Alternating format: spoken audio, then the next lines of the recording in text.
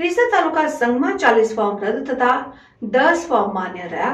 11 ડિરેક્ટરો માટે 10 ફોર્મ રહેતા ચૂંટણી બિનહરીફ થઈ।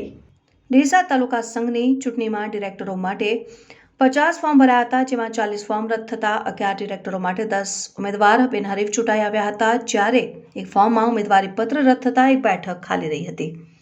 ડીસા તાલુકામાં ખેડૂતોના હિત માટે બનેલી ધી તાલુકા ખરીદ વેચાણ સંઘ લિમિટેડની ચૂંટણી જાહેર થઈ હતી, જેમાં ફોર્મ ભરવાના છેલ્લા દિવસે 11 ડિરેક્ટરો માટે 50 ઉમેદવારી પત્ર ભરાયા। જોકે બાદમાં તમામ ફોર્મની ચકાસણી ડીસા નાયબ કલેક્ટર કચેરી ખાતે ચૂંટણી અધિકારી નેહા પંચાલની હાજરીમાં યોજાઈ હતી। તે દરમિયાન ખાસ કરીને શેર ભંડોળ અને ટર્નઓવરની બાબતે પેટા કાયદા સાથે સુસંગત ન થતા 40 ફોર્મ રદ કરવામાં આવ્યા, જ્યારે માત્ર 10 ફોર્મ જ માન્ય રહ્યા હતા। આમ 11 ડિરેક્ટરો માટે યોજાનાર ચૂંટણીમાં 10 ફોર્મ માન્ય રહેતા તમામ 10 ડિરેક્ટરો બિનહરીફ થઈ ગયા છે અને એક બેઠક ખાલી રહી છે। ડીસા તાલુકા સંઘનો વિવાદ હાલ નામદાર કોર્ટમાં ચાલે છે, જેમાં પેટા કાયદા બાબત ચૂંટણી અધિકારી સામે અને અગાઉ થયેલ ફરિયાદમાં નામ ઉમેરવા સહિતની મેટર ચાલી રહી છે। જોકે આ મેટરનો ચુકાદો સોમવારે આવનાર છે, જ્યારે કેટલાક લોકો ન્યાયિક તંત્ર ઉપર ભરોસો રાખીને બેઠેલા છે।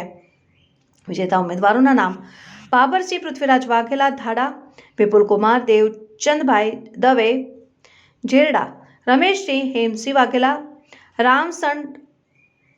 રામસિંહભાઈ હીરાભાઈ પટેલ રતનપુર, પ્રતિક કુમાર ત્રિભુવનભાઈ પડિયાર રાજપુર, અરવિંદભાઈ જીવાભાઈ લોઢા વડાવળ, ઉકાઉ ધર્માજી ઠાકોર ભાચરવા, પાંચોણભાઈ સિંધાભાઈ પરમાર સણથ, હંસાબેન દશરથભાઈ દેસાઈ આગડોલ, શાંતાબેન ગલબાજી દેસાઈ।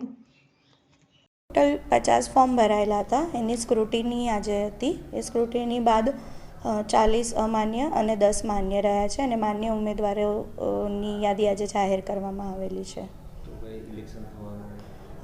25 તારીખ સુધી ઉમેદવારી ફોર્મ પરત ખેંચવાનું પ્રોસેસ ચાલુ છે। આફ્ટર ઉમેદવારી ફોર્મ પરત ખેંચવાના દિવસો પત્યા પછી રિઝલ્ટ કરવામાં આવશે।